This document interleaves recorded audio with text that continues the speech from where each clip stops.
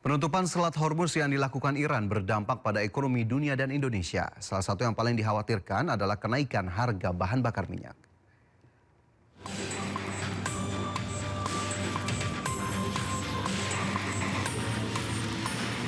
Iran menutup Selat Hormuz sebagai bentuk balas dendam atas serangan Amerika Serikat dan Israel. Penutupan Selat Hormuz ini bisa berdampak pada ekonomi dunia dan Indonesia. Dampak penutupan Selat Hormuz pada ekonomi global adalah kenaikan BBM.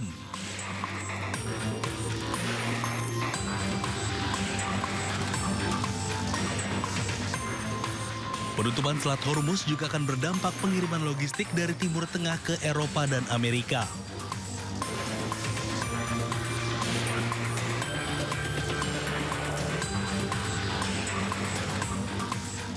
Adapun dampak ke Indonesia bisa berdampak kenaikan harga energi, termasuk kenaikan harga BBM. Biaya logistik meningkat dan berpengaruh pada pariwisata.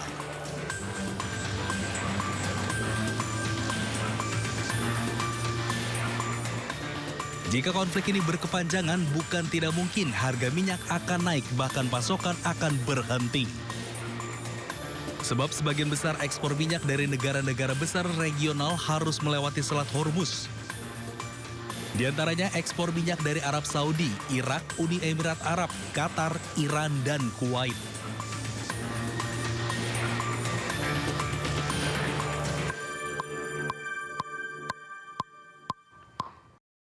Pemirsa, Iran dan Israel memiliki sistem pertahanan yang kuat. Meski Israel memiliki sistem Iron Dome yang kuat, namun rudal hipersonik Iran mampu menembus pertahanan Israel. Did you see that? That was fast. Look how Iran. Listen to that sound. Iran memiliki rudal hypersonic Fatah yang telah diluncurkan untuk serangan balasan ke Israel. Whoa, did you see that? That was fast. Rudal ini diklaim bisa melesat sangat cepat hingga mencapai Mach 15.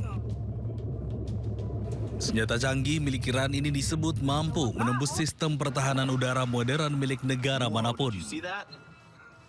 Tak hanya itu, rudal ini memiliki jangkauan hingga 2.000 km dan membawa hulu ledak seberat 1.500 kg.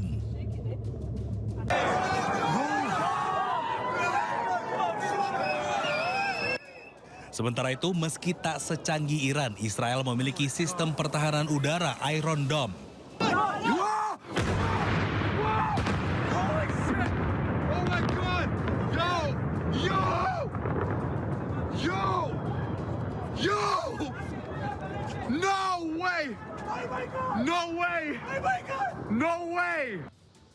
Misil pengecoh rudal itu akan meluncur secara otomatis saat ada rudal masuk wilayah udara Israel.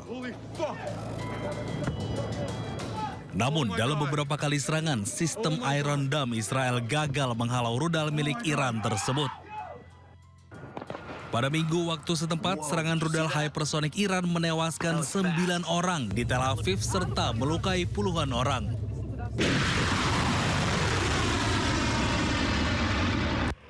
Warga Israel yang tewas akibat tembakan rudal Iran telah meningkat menjadi 10 orang dengan hampir 500 orang yang terluka. 8 rumah dan tempat perlindungan bom hancur dalam serangan Iran. Serangan rudal teroris Amerika Serikat dan Israel menghantam pusat kota Teheran dan menyebabkan rumah sakit anak Gandhi rusak berat. Rekaman video menunjukkan dampak serangan brutal Zionis Israel dan Amerika Serikat terhadap rumah sakit anak Gandhi. Tampak puing-puing berserakan di jalan dan kerusakan parah pada bangunan di sekitarnya. Bulan Sabit Merah Iran melaporkan bahwa serangan Amerika Serikat dan Israel menargetkan daerah-daerah di dekat fasilitas medis dan kemanusiaan di Teheran. Serangan udara juga menghantam daerah-daerah di dekat gedung Bulan Sabit Merah, Rumah Sakit Hatam Al-Anbiya dan Rumah Sakit Motahari. Akibatnya para pasien terpaksa dievakuasi ke tempat yang lebih aman.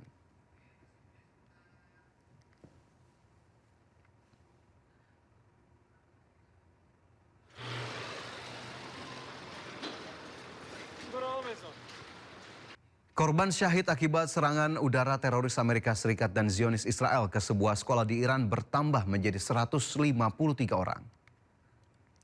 Pemerintah Iran menyalahkan Amerika Serikat dan Israel yang menyasar sekolah dasar khusus perempuan di Mina, Provinsi Hormozgan.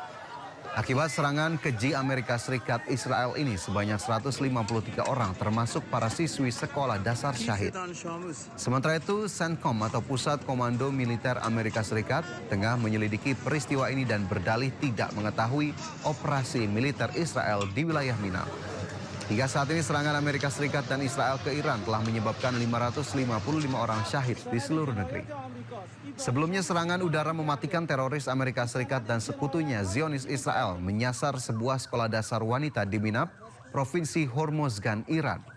Menteri Luar Negeri Iran Abbas Araghchi menyatakan bangunan yang hancur merupakan sekolah dasar untuk anak perempuan. Ia mengecam kejahatan terhadap rakyat Iran dan tidak akan membiarkannya begitu saja.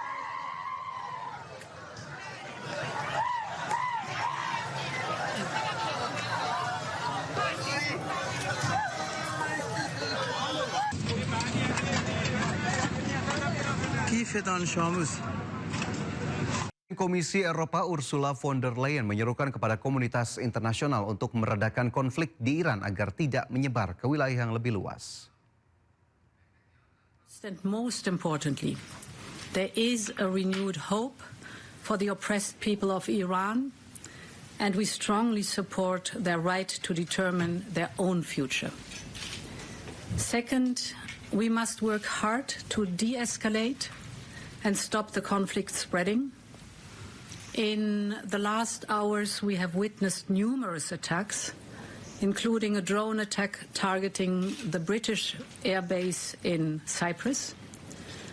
We also saw a strike on the Saudi Aramco oil facility, and I condemn in the strongest terms these reckless and indiscriminate attacks by Iran and its proxies against sovereign territories across the region. And my third point is the stability of the region is of the utmost importance. The only lasting solution is a diplomatic one. And this means a credible transition for Iran, the definite hold to both the nuclear and ballistic programs, and an end to destabilizing activities in the... Itu Presiden Prabowo Subianto memanggil Menteri SDM Bahlil Lahadalia untuk membahas penutupan Selat Hormuz. Bahlil menyebut hingga saat ini cadangan minyak aman hingga 20 hari ke depan.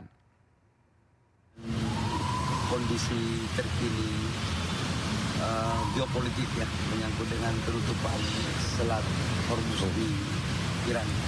Karena ini kita antisipasi tentang pasokan minyak dunia. Karena bagaimanapun kan kita masih melakukan impor 1 juta barel per hari. Kalau cadangan BBM nasional berapa hari? Masih cukup 20 hari. Dampak ke subsidi, Pak? Sampai dengan hari ini nggak ada masalah.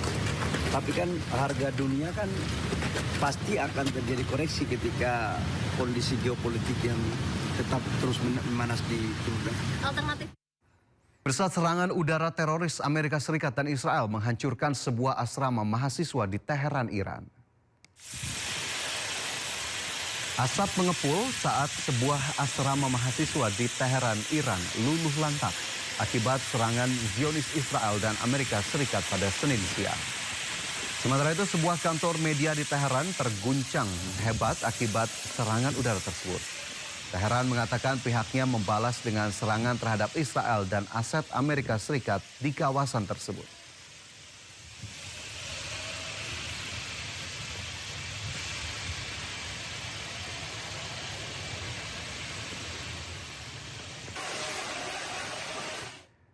Bendera merah dikibarkan di atas Masjid Jamkaran Iran setelah Iran mengkonfirmasi bahwa pemimpin tertinggi Ali Khamenei tewas dalam serangan gabungan Amerika Serikat Israel. Bendera merah secara luas dianggap sebagai simbol balas dendam. Bendera merah dikibarkan di atas Masjid Jamkaran Iran. Bendera dipasang pada tiang di kubah masjid dan dikibarkan petugas berseragam sambil memegang foto Khamenei. Di Iran, bendera merah secara luas dianggap sebagai simbol balas dendam dan dikibarkan selama periode konflik meningkat. Media pemerintah Iran melaporkan kematian pemimpin tertinggi Ali Khamenei pada hari Minggu. Teheran menyatakan 40 hari masa berkabung nasional dan 7 hari libur umum saat negara bersiap untuk upacara pemakaman. Amerika Serikat dan Israel melancarkan serangan gabungan sejak hari Sabtu. Sebagai balasan, Korps Garda Revolusi Iran juga melancarkan serangan rudal dan pesawat tak berawak yang meluas terhadap Israel.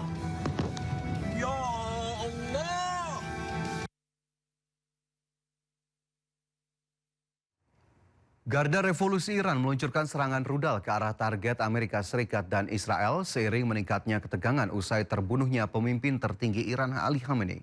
Rudal balistik Iran menyasar sejumlah wilayah Israel.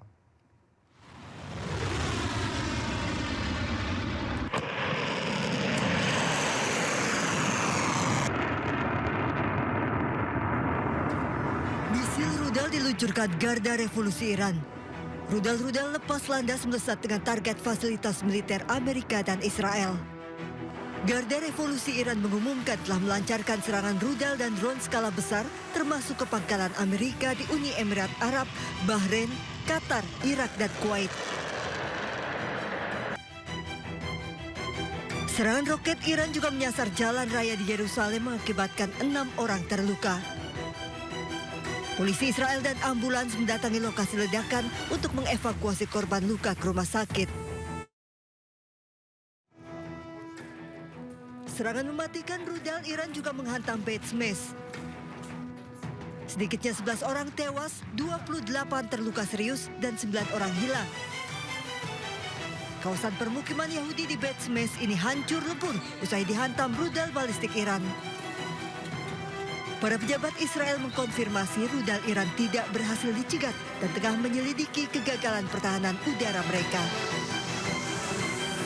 Selanjutnya pemirsa, kilang minyak Saudi Aramco sempat berhenti beroperasi usai terkena serangan pesawat nirawak atau drone. Sementara sebuah kapal tanker minyak diserang di Selat Hormuz menyebabkan 4 awak kapal mengalami luka-luka.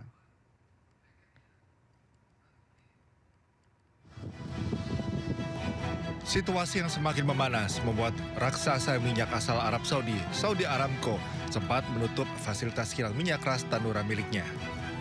Langkah ini diambil sebagai tindakan pencegahan darurat setelah kilang strategis tersebut menjadi sasaran serangan pesawat nirawak atau drone. Meskipun operasional sempat dihentikan sementara, situasi di lapangan saat ini telah berhasil dikendalikan. Namun kabar mengenai gangguan pada salah satu pusat pengolahan minyak terbesar di dunia ini langsung memicu kepanikan di bursa komoditas. Sebuah kapal tanker minyak juga diserang di Selat Hormuz. Insiden ini menyebabkan 4 awak kapal menderita luka-luka. Kapal tanker minyak yang mengibarkan bendera Republik Palau menjadi sasaran serangan sekitar 5 mil laut di utara pelabuhan Khasab, Provinsi Musandam. Seluruh awak kapal berjumlah 20 orang telah dievakuasi.